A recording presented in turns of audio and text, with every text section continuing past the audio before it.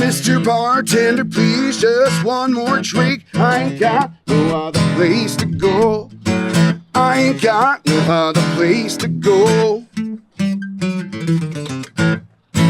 That was fantastic. That was great. Cheers.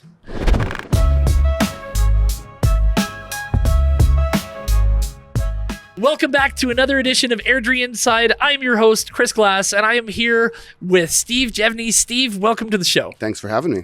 Steve, I'm excited because just before we got on camera, we've been swapping some music stories, and it seems like this is going to be a great conversation about music and your own musical journey. So welcome to the show. I'm really glad to have you on here. Yeah, cool.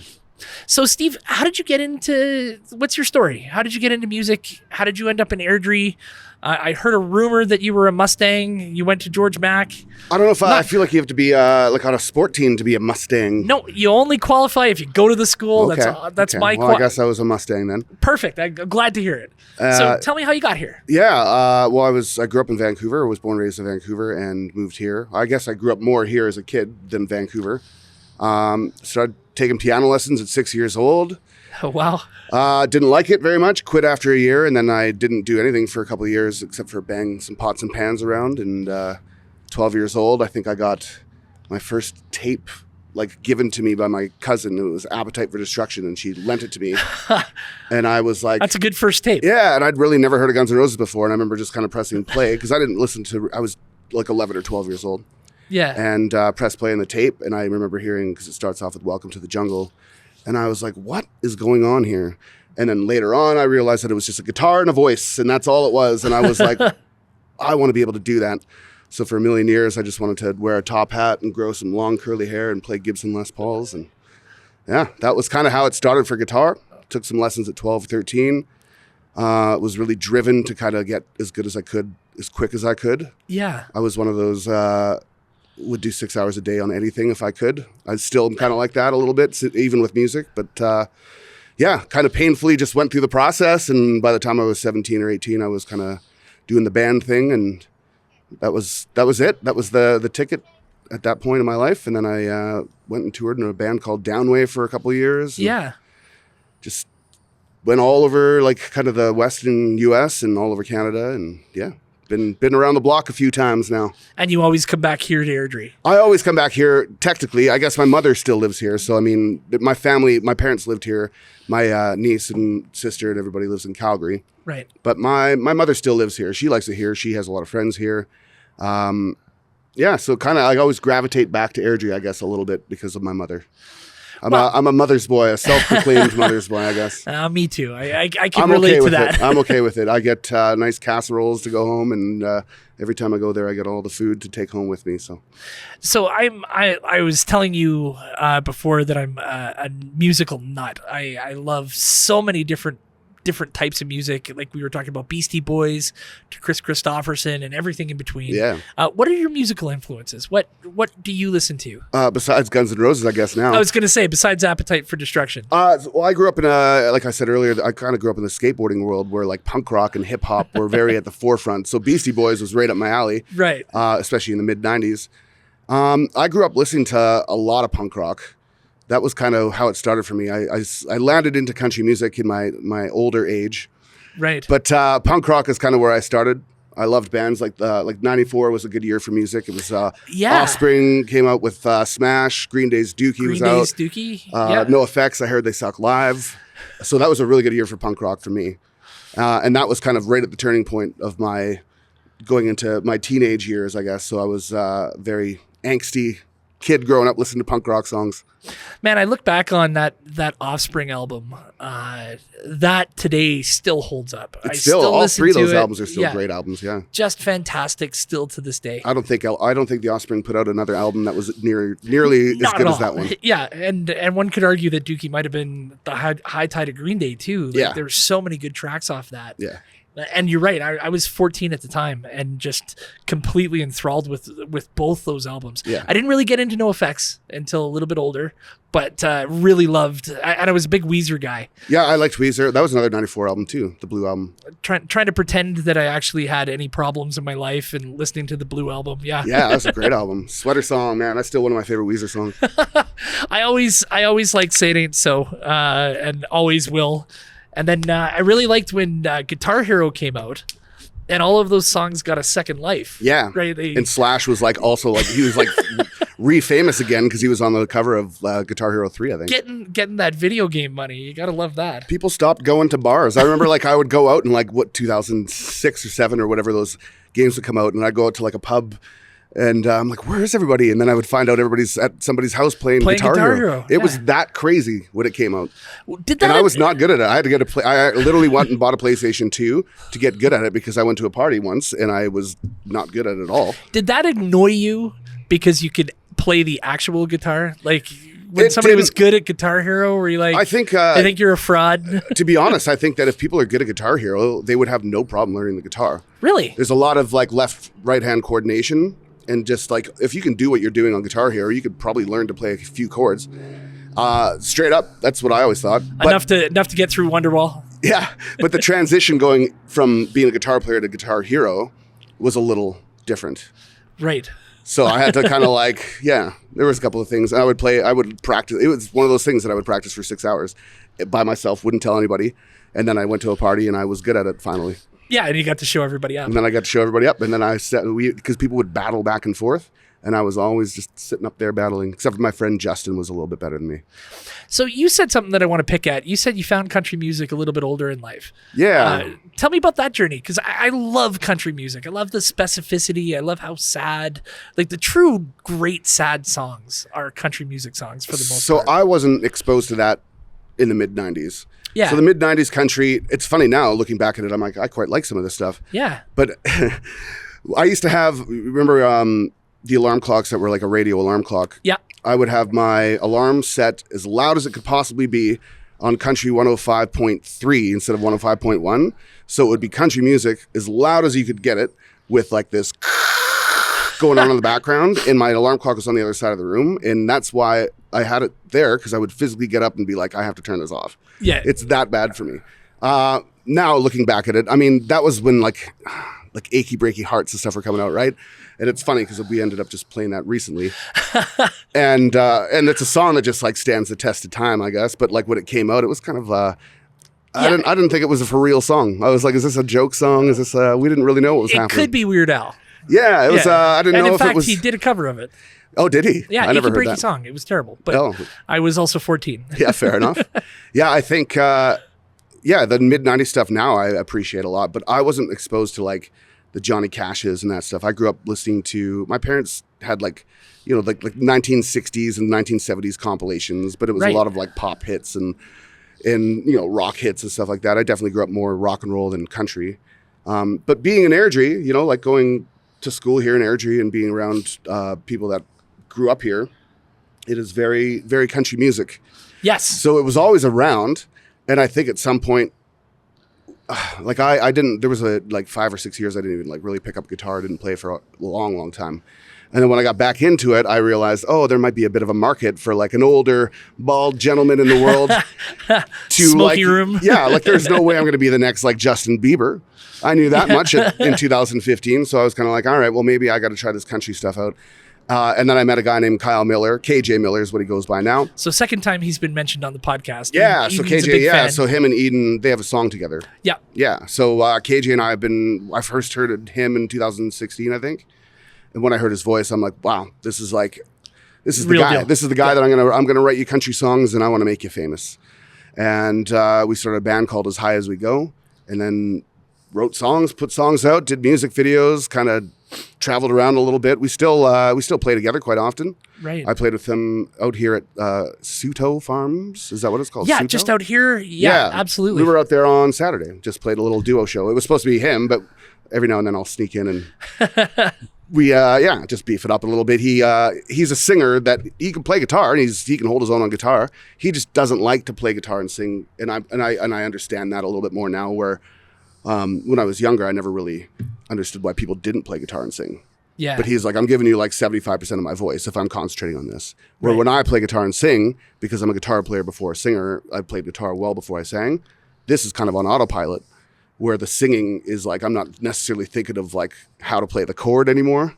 Yeah. Where he's still kind of in that, like, I don't think he's really in that zone anymore, but he's definitely like exiting that zone and more comfortable playing guitar, which is awesome to see. Like, I love watching him just do like a solo acoustic show. Yeah. Because I always thought he was a guy that could hold his own, and now he's holding his own. And we kind of both went our separate ways, but still work together. Yeah, of course. And it's such a small community too, right? Like, even though it's a global collection, I mean, the local artists are all kind of in touch with each other. Yeah, and Eden's another one that we met her when she was 13 or 14. Because I used to do an open mic here at Sorso back in the day. Oh, yeah. And it was an all ages open mic, which are fairly rare around Calgary, but because, it was at that time kind of a coffee shop that was liquor licensed. Yeah. So I would always say, like, it is 18, or it's not 18 plus, so it is all ages, but there are people in there that are like turning it up on a Sunday night. Yeah. So like, just fair warning, like maybe don't bring like your 8-year-olds there. But that was a pretty good spot to like start seeing this like younger generation come up. And Right. I've never thought of myself as like a music scout or anything. Like Christian was another one. Like I met Christian when he was just 18. And before he went and did all his things, like I've got 4-Leaf Clover is the bus song. I got the demo version of that. I'll show you after the podcast. I have the demoed out version of that before he like even did the contest and did any of that stuff. So we were already working together. And when 4-Leaf Clover came out and hit, it was kind of pretty cool to see. I'd actually moved back to Australia that year, like that month actually. So every day I was watching the Christian Hudson numbers on Spotify. Go up and up and up. It was like he had 300 monthly listeners, and I took like a screenshot, and then the next day he had like 3,000, and the next day it was 20,000. And at one point I think he was at 400,000 monthly listeners, which is like crazy. Yeah.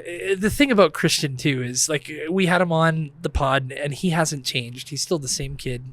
He's just such a nice guy. Well, he gave that money away. And that was the point in my life where I'm like, is he the smartest guy in the world? Is he the smartest, or is he just the nicest guy in the world? Because I was like, that's a good, like... Yeah, I mean, he got worldwide headlines from that. That's a good public, you're going to make that money back tenfold. In the football community, we knew the answer though, right? We're like, oh no, that's just a Christian thing to do. Yeah, that's so I didn't quite know not him Christian at that religion, time. Christian Hudson thing to do. That's just the type of kid he is. I didn't quite know him that time. Actually, the night that he won that, we played a thing in the daytime at Brewhouse, and I had a pretty big surgery like a week before that, to the point that I was like a little hesitant to play the show. Yeah. So I brought him on to help me move, because I couldn't lift anything. Right. So he was moving all my speakers and stuff around, and then we fed him. He took off to do the thing. I saw it all on like Facebook and stuff before he texted me. He texted me at like 11. He's like, hey man, like I don't know if I'm coming back to Airdrie tonight. Sorry. I'm like, man, like I'm at home. People help me pack up the speakers. Like, what are you calling me for? Or like texting me and apologizing right now? I'm like, you just won that, and then you just did that move. And I saw the video, and there's 1,000 people in that room just standing up and like screaming. Like it was cool to watch. Yeah, I had no problems with him not coming back to help me out. It's one of those Airdrie legend stories that I think we'll be telling for a long time. It was supposed to rain that afternoon, and he took because he had a motorcycle back then. Yeah. And he's like, I'm like, take my mother's car and go get a tarp. He's like, I got a tarp at home. He brings it was like a 20-car garage tarp or something. I don't know how he got that thing into the little tiny Kia. Yeah, I remember the Kia. He would walk back, or he like drove back and like took this thing out of the car, and I'm like that must have taken you, because he was gone for a minute. I'm like, where's he gone? What did he, like, he's going to play music here soon. And he just took off. And 30 minutes later, he's like, I had to like stuff all this in there. And then he pulls out this massive tarp, and it's just to put over like a PA system for the afternoon. It never ended up raining. But that was all on the same day that he won that $10,000 and then gave it to the homeless shelter. Steve, I think this is a good time. I would love to hear you play a little bit. All right. So would you mind getting the guitar out? And before we continue with the interview, I'd just love to hear your voice and hear you sing for me. Yeah, let's make that happen. I don't know. And for everybody here in Nose Creek who will be listening. That's a dangerous spot for a little hole. How PG should this be? PG-13. Yeah, we could beep stuff out if we need It's not to, a beep but stuff out. It's just a kind of a. I mean, it's country. It's kind of a drinking song. that's fine. Okay. My audience tends to tip one back every now and then. Cool. So what are we gonna hear? This is Mr. Bartender. Okay. So I grew up. I guess I can get in here a bit more. I grew up bartending and working in restaurants pretty much my whole life. Right next to playing music, it was a good combo because the hours were very similar. Yeah. So getting home at 2 a.m. wasn't like it wasn't brand new for me. Right. So yeah, I kind of just wrote a song about the guy at the end of the bar that doesn't want to go home, and that's kind of how it started. Which I've seen it a million times. I've also been that guy a million times. I'm sure like there's nights that you don't want to go home, and then I was like, well, it's more of a rallying the next day kind of song. Is kind of how I wrote it out. So it's a tongue-in-cheek drinking song. All right, let's hear it.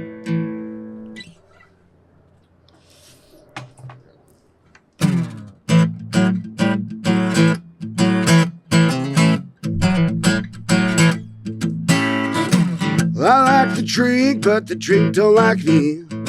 I put 'em back until I'm down on my knees. I'm begging, kill me slow, kill me kind. Got to let you go before I run out of time. And if I make it through the day, if I make it through the night, fix me 2 shots of whiskey and a bottle of rye. I'm going down, down, down on a straight road to hell. Don't give a damn, I just keep spinning my wheels. And if you wonder why that I can justify, I'll be the first one to tell you everything's alright. I can make last call before I fall out of line. I'll have a double vodka tonic with a twist of lime. Oh, Mr. Bartender, Mr. Bartender. Oh, Mr. Bartender, please just let me be. I ain't got no other place to go. It's 5 o'clock when I'll roll out of my bed. I mix a drink so I can fix my head. Breathing kinda hard and kinda slow. My heart is beating louder than the radio. Like these leather boots, I like my fashions old. All I really need is a beer ice cold. Oh, Mr. Bartender, Mr. Bartender. Oh, Mr. Bartender, please just let me be. I ain't got no other place to go. All right.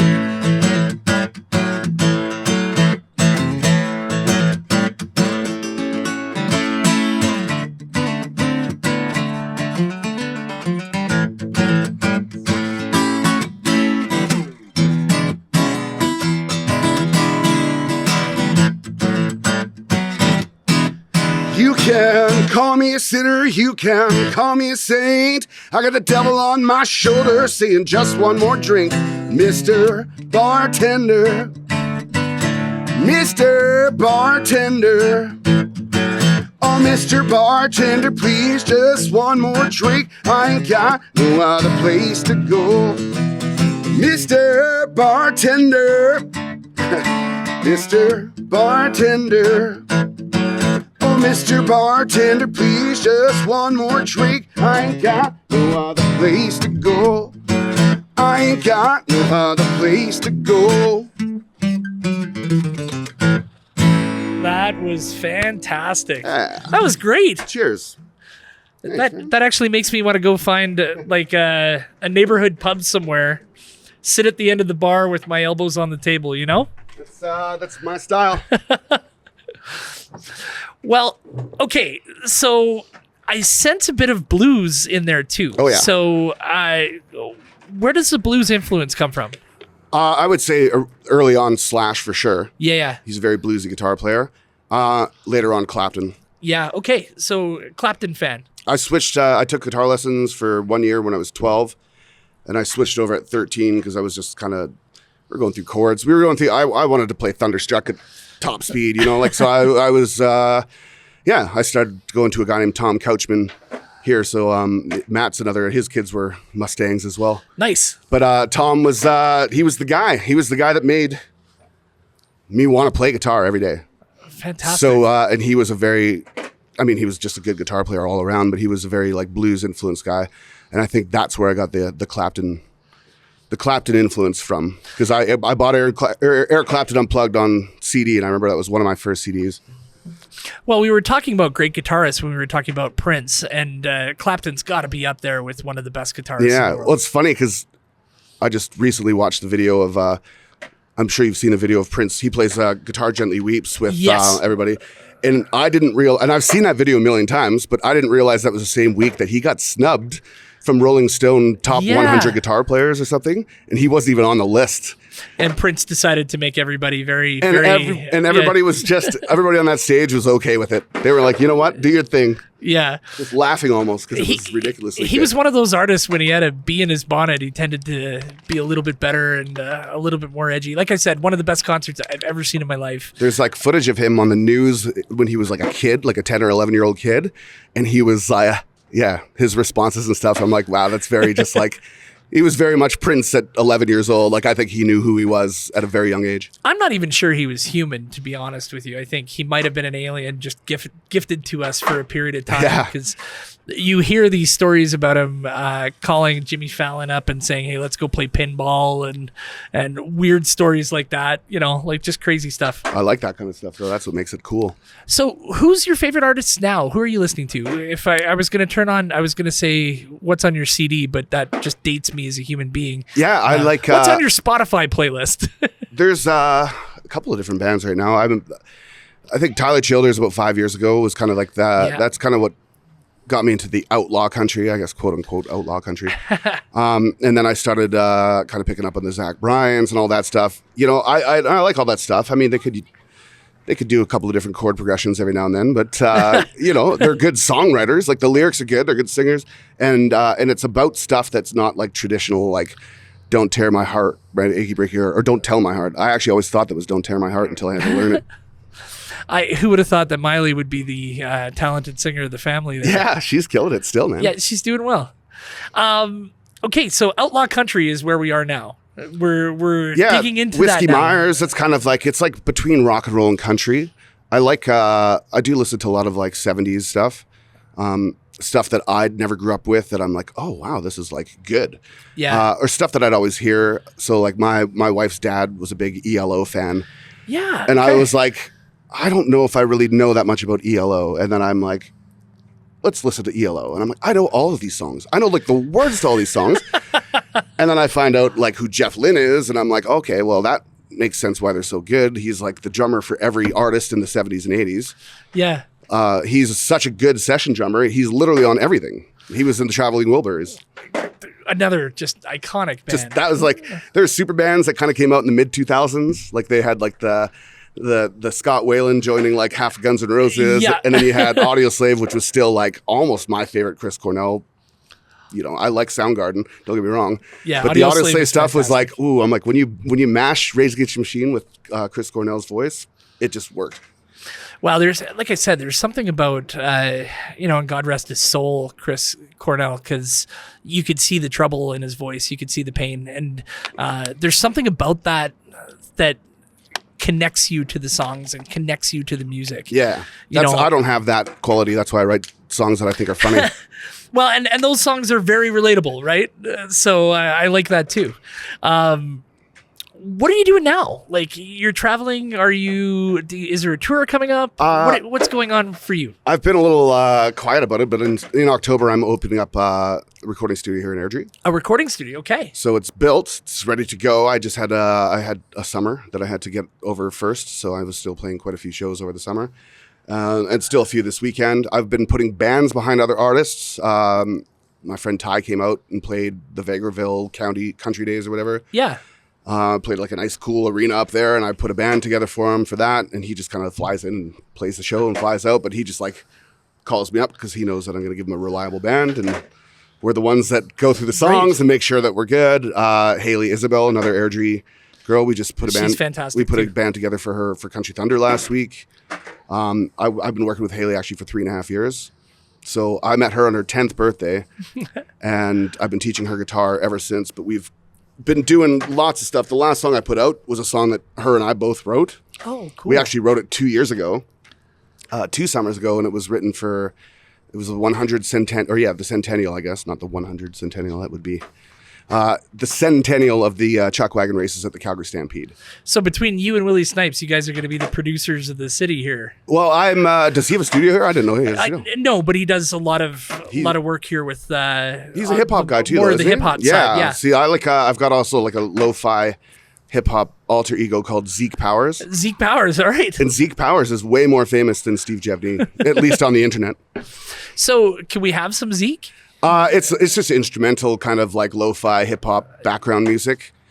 Well, when we mentioned the Beastie Boys, they put out a very famous instrumental album, a complete album that was instrumental, and I still to this day listen to it. Well, these are songs that I was always listening to, and I would start doing stories on Instagram and stuff like that. It would like be the first songs that pop up were these kind of like aesthetic, kind of, like lo-fi vibe songs. And I'm like, why don't I do those? I really actually quite like them. It's just basically like, it's elevator jazz music over top of like kind of these dusty little 90s hip hop beats that are really just, I don't know, it works. And I put out 21 songs as Zeke Powers, and I think I've got 3,000 monthly listeners, and I think Steve Jevne has 150. So I'm looking at my producer here. We should probably switch our theme song to a Zeke Powers song. How about I'll make you guys a theme song. I think that would be fantastic. What's your theme song currently? Is it just something? It's just unlicensed stock music, because our budget for lawsuits here at Airdrie Inside is 0. So yeah, that's fair. Yeah. I like that idea. This is the 4th year I've scored the YYC Music Awards, so we're working on that right now. My friend Jeremy Pollock works for he's got his company Dreadnought, and he's a filmmaker. Yeah. So Jeremy we started doing it 4 years ago together, and then I did the last couple of years, and then he jumped back on board this year and wants to kind of actually film some cool stuff with it. Yeah. So I've got the bare bones of the idea for the theme song down, but I've got to have it done by the end of next week because I have to go out to BC for a couple of weeks. Well, we'll definitely look forward to making that change. Yeah, that'd be cool. I would love to do like a little, just like a 30-second. Well, I mean, I'll probably make it like a minute and a half, and then you guys can chop it up however you want. But that would be fantastic.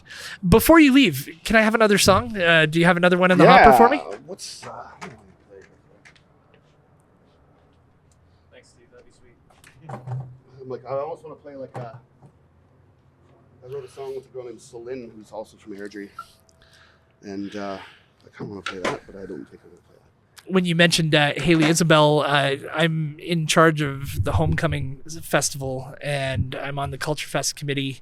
And Haley's played for us a couple of times at shows like that, so cool. She's been very good. Same with Eden as well. Yeah, I think I probably work most with Haley than anybody right now. Very cool. And that to me is just like straight up drive. If somebody's driven, I'm on board, man. I want to see what somebody can do, and like that girl has more drive than half the people I know that are my age.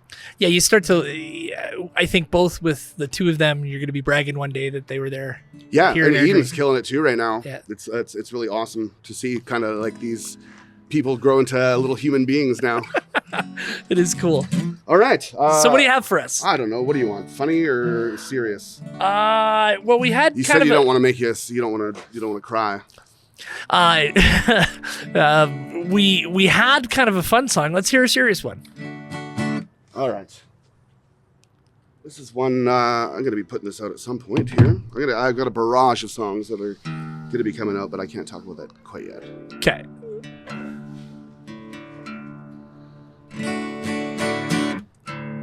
So I'm going to give you. I don't give the truthful story of this song ever because it's weird. Well, it's not weird, but it's. I like a song that's like a tribute song a little bit. And this isn't a tribute like of a band. It's more of a tribute of like, it's like my country version of like There Goes My Hero a little bit. All right. Yeah. So I kind of wrote this, and I say it's about knowing that you're going to lose somebody that's pretty close to you. Right. But it was actually my little handicapped dog Bits, and her back legs didn't work, and we had to put her down at some point, and we knew we had to do it. And I wrote a bunch of things like the night before, and then I went and revisited it a while back, and wrote this song about it, but I tell people it's just it's a tribute song about knowing that you're going to lose somebody that's close to you. But now you know the truth. But now Airdrie Inside has now the I'm trying to make you cry. Inside story. Dogs will do that. If you get to know me, you'll know I have 3 dogs. 2 of them are Cuban, and they made the trip back from Cuba with me because I just didn't have the heart to leave them there. We got Lexi the Mexi. Lexi the Mexi. I love it. It's a big. We don't even know what she is. A white lab or something. But yeah. Anyways, I'll give you this song. This is called "Long After You're Gone." Okay. A little tribute song.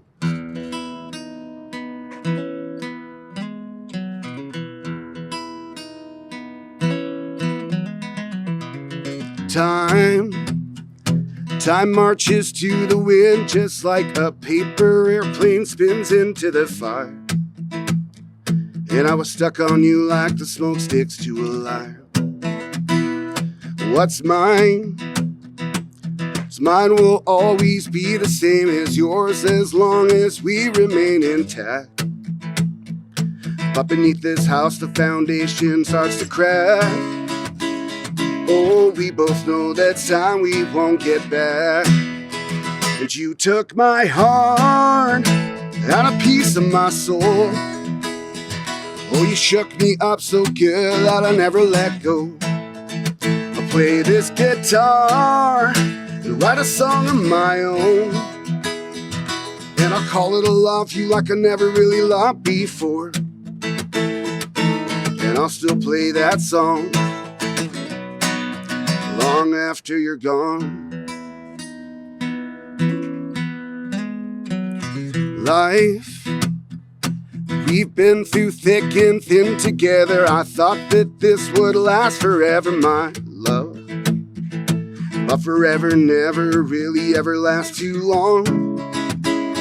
Your memory will live on through this song. And you took my heart and a piece of my soul.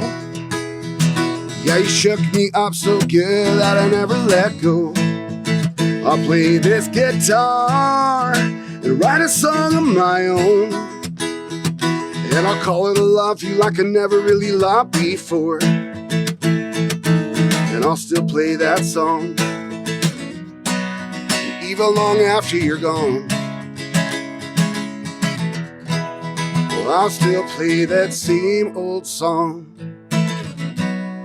long after you're gone.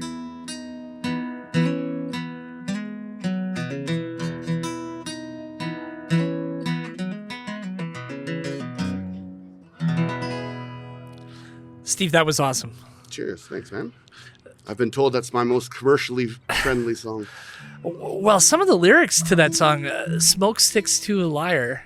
Yeah, I like that intro. I kind of was I'm like, the paper airplane spins into a fire or whatever. I'm like, it was just a thought.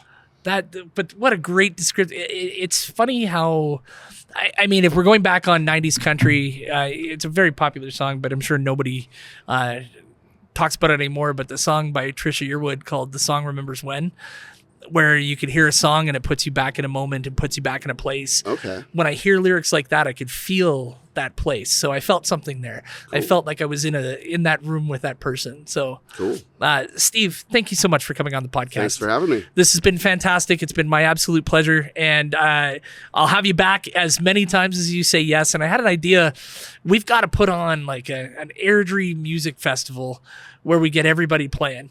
There's I'm playing at the Main Street Music Festival, which that's coming up. So there's across from Airdrie Fest. Yeah, so the Airdrie Fest is on the 6th, I think, right? Yeah. And then Main Street, I'm on the Friday night at 5, so Friday the 5th. All right. So that's my full band playing that. But there is they do Piece of the Park here. I've been a part of it every year. This year they've switched it up a little bit. But Fleischer and I, like, we're both Airdrie crew. We've been here multiple times for them. Yeah. I used to sit on the board of directors for Thumbs Up Foundation, so I played the golf course tournament with them last week. Kim just asked me if I wanted to come up and play some songs in the morning, and I said I'll be there for you. That's fantastic. Where can people find your music? All over the internet, Spotify, YouTube, socials. I'm probably most active on Instagram. I try to do the TikTok thing, but I'm an old man in the world. Yeah, TikTok passed me by too. I'm just on Instagram Reels. That's as far as I can go. My Zeke Powers is more famous than me on Instagram or on TikTok now. That was the thing that because I originally went on there is that, and I think I posted one video of me playing. I think I just gave my girlfriend at the time a video or I gave her my phone. I'm like, just take a picture of me in Guitar Works playing something quick, and I woke up like 3 days later and it had like 700,000 people that like viewed it and like 20,000 likes or something. I was like, whoa, I got 20,000 people saw this. I'm like, oh, wait a minute, that's 20,000 likes. And it was one of those like, wow, that was something that it wasn't quite viral, I guess, but it was like 700,000 was pretty crazy. Well, and you hear of people like Alex Warren coming up completely outside of the old traditional way of getting assigned, getting a record deal, and then getting promoted through the radio. It's just, there's such an easier way to get good content. Cooper Allen, that's a guy that he played at the Strathmore Stampede grounds, and they got rained out the night they were doing it because I was actually there that day to play with KJ because he was playing earlier that day. And we all got rained out because it was not good. And I'm like, oh, it's probably not that crazy. Like, how many tickets do you guys sell? Because I'd never heard of this guy ever. And they're like, oh, like nearly 4,000 or something. I'm like, what? Like, where? They're like, he's like TikTok famous. So it was like all kids, like people under 20 probably that were going to it. So I'd never heard of him. And then I looked him up after that, and I was like, oh, he's actually pretty good. But yeah, that's how much I'm on social media. I'm on Instagram. I said Britain always sees me throwing around like drone videos and always doing something stupid. Well, Steve, thank you so much for the time you spent with me today. Cheers. Thanks Can't for having wait me. to hear you on the 5th of September, and we'll have you back as soon as possible. Cool. And thank you for following along with Airdrie Inside. We've got more episodes coming up shortly.